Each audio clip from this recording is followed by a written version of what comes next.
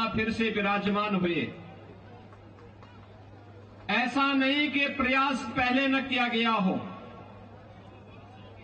अयोध्या में रामलला का भव्य मंदिर बने, रामलला फिर से विराजमान हो, इसके लिए 76 बड़ी लड़ाई हिंदुओं ने लड़ी, लाखों हिंदू बलिदान हुआ। इन बलिदानियों में क्या संत रहे हो, क्या निहंग रहे हो, क्या बैरागी रहे हो, क्या सन्यासी रहे हो, क्या सदग्रस्त रहे हो, चाहे राजे रजवाड़े रहे हो, महिलाएं रहे हो, युवा रहे हो, हर तबके के लोगों ने अपने आप को प्रभु रामलला के चरणों में बलिदान करके उनकी जन्मभूमि की मुक्ति के इस अभियान में बढ़ चढ़ करके भाग लिया था। बहनों और भाइयों, होना ये चाहिए था कि देश जब गुलाम था, विदेशी आक्रांताओं ने जब हमारी आजादी को कैद करके रख दिया था, तब तो माना जा सकता था कि मुगलों का शासन था, अंग्रेजों का शासन था, हिंदुओं के साथ न्याय नहीं हो सकता। लेकिन 1947 में देश की आजादी के बाद अयोध्या में राम मंदिर का निर्माण तत्काल होना चाहिए था, विवाद भी नहीं था। कांग्रेस की सरकार चाहती तो निर्णय लेती, अयोध्या में रामलला का भव्य मंदिर का निर्माण करती, लेकिन विवाद नहीं था। लेकिन कांग्रेस ने विवाद खड़ा करवा करके बैरियर खड़ा करवाए गए, नहीं होने दिया, राम मंदिर के विवाद का समाधान नहीं होने दिया गया। और याद करिए, कांग्रेस जिस समस्या का समाधान 65 वर्षों में नहीं कर पाई, 2014 में मोदी जी प्रधानमंत्री बने, 2017 में उत्तर प्रदेश में मोदी जी के आशीर्वाद और उनके आह्वान पर भारतीय जनता पार्टी की सरकार बनी 17 में, और 19 में अयोध्या में राम मंदिर का विवाद सदैव के लिए समाप्त हो गया। मैं इसीलिए कहता हूं, कांग्रेस ये समस्या का नाम है। देश की जितनी भी समस्या हैं, ये सब कांग्रेस ने दी है। देश के विभाजन की त्रासदी हो, देश के बंटवारे की त्रासदी हो, देश को जाति के नाम पर, क्षेत्र के नाम पर, भाषा के नाम पर कमजोर करने की ये कुत्सित चेष्टा रही हो, देश को आतंकवाद, नक्सलवाद और उग्रवाद और अराजकता की भट्टी में धकेलने का कार्य रहा हो, देश में भ्रष्टाचार, परिवारवाद और भाई भतीजेवाद की दुष्प्रवृत्ति को फैलाने का रहा हो, ये सभी कांग्रेस की देन है। कांग्रेस देश की समस्या का नाम है और दूसरी ओर भारतीय जनता पार्टी समाधान है, समाधान। बहनों और भाइयों, मैं कल और परसों 2 दिन जम्मू कश्मीर विधानसभा चुनाव के लिए गया था। जम्मू में बारिश पड़ रही थी, मैं एयरपोर्ट के अंदर गया तो मैं तो अचानक ही अंदर गया था, मुझे तो वहां लैंड करके तत्काल वहां से हेलीकॉप्टर से प्रचार के लिए निकलना था, लेकिन मौसम खराब था, इसलिए मैं अंदर चला गया। मैं अंदर जैसे ही गया, तब तक एक सज्जन बोल रहे थे कि राम राम। उन्होंने वहां से आवाज आ रही थी कि साहब राम राम। तो मैं, चूंकि मेरा कोई परिचय भी नहीं था वहां पे, ना मैं किसी को जानता था, तो मैं उधर देखा नहीं, मैंने उधर देखा नहीं। थोड़ी देर के बाद फिर आवाज आई कि योगी साहब राम राम। मैंने देखा तो वो एक मौलवी था। मैंने कहा मौलवी के मुंह से राम राम। तो मुझे लग गया, बहनों और भाइयों, मुझे लग गया ये 370 धारा 370 समाप्त होने का प्रभाव है। जो लोग भारत को कोसते थे, भारत की संप्रभुता को चुनौती देते थे, आज उनके मुंह से राम राम शब्द निकल रहा है। और याद रखना, भारत मजबूत होगा, भाजपा मजबूत होगी, एक दिन हरे रामा हरे कृष्णा गाते हुए भारत की सड़कों पर दिखाई देंगे।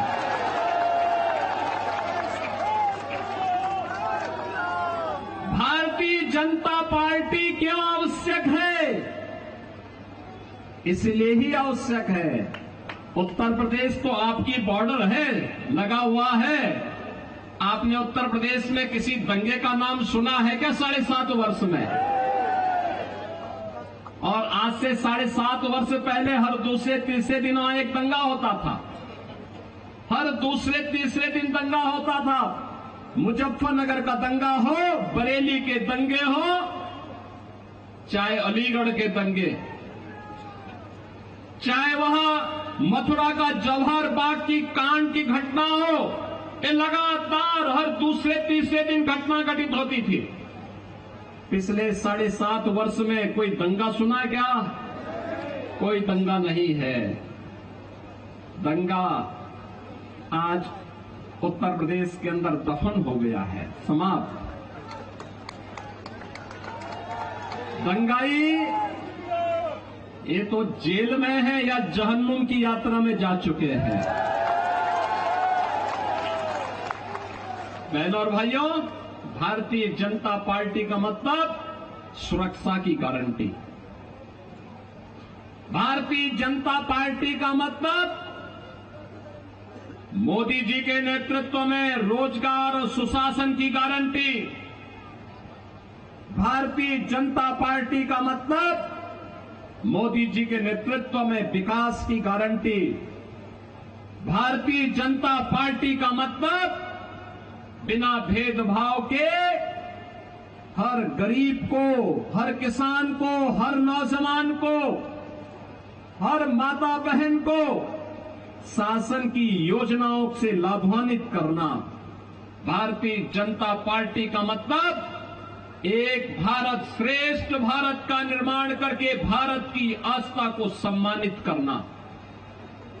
बहनों और भाइयों, मैं पूछना चाहता हूं, क्या अयोध्या में राम मंदिर का निर्माण ये कांग्रेस कर पाती? क्या ये लोग कर पाते? और मैं कहता हूं, जो उत्तर प्रदेश का नौजवान होगा, उत्तर प्रदेश का व्यक्ति जो यहां सर्विस कर रहा होगा, काम कर रहा होगा, आज जब वो उत्तर प्रदेश का नाम बोलता होगा तो लोग सम्मान के साथ उसे देखते हैं, सम्मान के साथ देखते हैं। बहनों और भाइयों, कांग्रेस देश में आतंकवाद की समस्या देती है। क्या कांग्रेस के रहते कश्मीर में धारा 370 हट सकती थी क्या? देश के अंदर आतंकवाद की जड़ें धारा 370 थी, मोदी जी ने समाप्त कर दी। यानी आतंकवाद समाप्त। आतंकवाद का समाप्त होने का मतलब वर्तमान सुरक्षित, भविष्य बेहतर बनाने की दिशा में उठाया गया कदम। और इसीलिए मैं आपसे कहने के लिए आया हूं, भारतीय जनता पार्टी वर्तमान को तो सुरक्षित कर ही रही है, भविष्य को बेहतर बनाने की दिशा में कार्य कर रही है। याद करिए 10 वर्ष पहले का हरियाणा, कांग्रेस के भ्रष्टाचार से आकंठ डूबा हुआ था, लूट खसोट थी, ऐसा कोई माफिया नहीं था। खनन माफिया हो, वन माफिया हो, भू माफिया हो, संगठित अपराध में लिप्त माफिया हो या गौ माफिया हो, ये सभी के सभी कांग्रेस के शागिर्द थे। ये सभी हरियाणा का शोषण कर रहे थे, हरियाणा के विकास में रोड़े अटका रहे थे। 10 वर्ष के अंदर हरियाणा ने विकास की एक नई यात्रा प्रारंभ की। आज आधुनिक इंफ्रास्ट्रक्चर 4 लेन और 6 लेन की सड़कों के माध्यम से, मेट्रो के माध्यम से, हर घर नल की योजना के माध्यम से, IIT, IIM और NIT, एम्स जैसे संस्थानों के माध्यम से, स्पोर्ट्स यूनिवर्सिटी के माध्यम से, निवेश के बेहतरीन डेस्टिनेशन के रूप में आज हरियाणा को नई पहचान दिलाई जा रही है। बहनों और भाइयों, कहां कांग्रेस की सरकार थी, कहती थी कि देश के संसाधनों पर केवल मुसलमानों का अधिकार है। भाजपा तो ने नहीं कहा, मोदी जी ने तो कहा सबका साथ और सबका विकास। मोदी जी ने कहा सबका साथ सबका विकास। 80 करोड़ लोगों को फ्री में राशन, 60 करोड़ गरीबों को 5 लाख रुपए की आयुष्मान भारत की स्वास्थ्य सुविधा का कवर,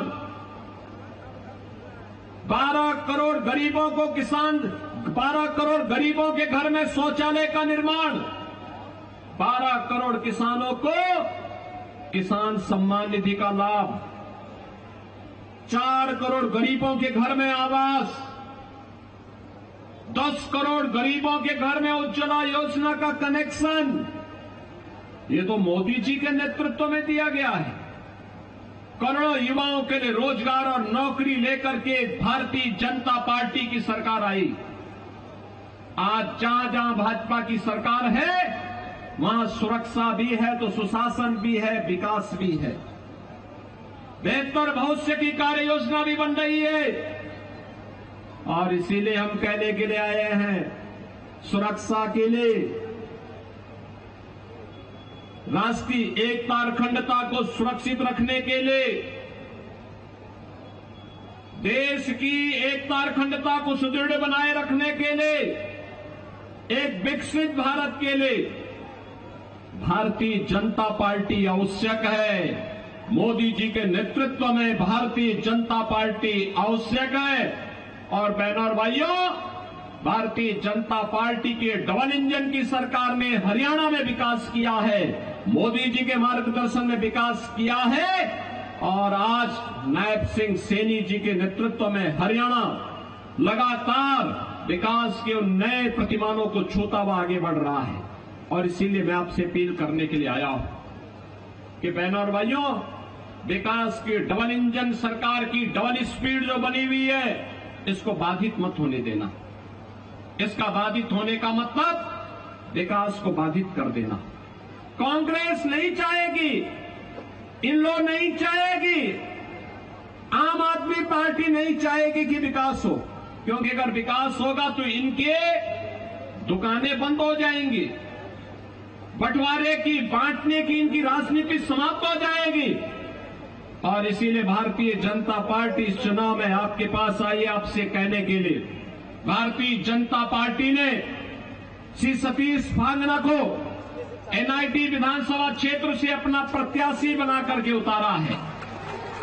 बहनों और भाइयों, भारतीय जनता पार्टी के श्री धनेश बदलखा ये बड़कल से अपने प्रत्याशी बनकर के आपके बीच में, मूलचंद शर्मा बल्लभगढ़ से और श्री टेकचंद शर्मा जी पिरथला से भारतीय जनता पार्टी के प्रत्याशी आपके बीच में हैं। मेरी आप सबसे अपील है, सुरक्षा और सम्मान के लिए, विकास और विरासत की यात्रा को बेहतर बनाने के लिए, भारत की आस्था को एक भारत श्रेष्ठ भारत के रूप में अग्रसर करने के लिए और विकसित भारत की संकल्पना को आगे बढ़ाने के लिए जातिवाद, परिवारवाद, भ्रष्टाचार की राजनीति से ऊपर उठ करके हम भारतीय जनता पार्टी के इन प्रत्याशियों को विजयी बनाएं। आप सबका आशीर्वाद मिलेगा, इन्हें प्राप्त होगा। 5 अक्टूबर को जब हरियाणा में चुनाव होगा तो उस समय हरियाणवी अंदाज में भारतीय जनता पार्टी के प्रत्याशी विजयी बनकर के जाएंगे, बनाएंगे। भागकर हरियाणा बनाने के लिए धाकड़ प्रत्याशियों को विजयी बनाओ। बनाएंगे? आपका आशीर्वाद मिलेगा तो मेरे साथ बोलेंगे भारत माता की जय, भारत माता की जय, भारत माता की जय, जय श्री राम, जय श्री राम, जय जय श्री राम, जय जय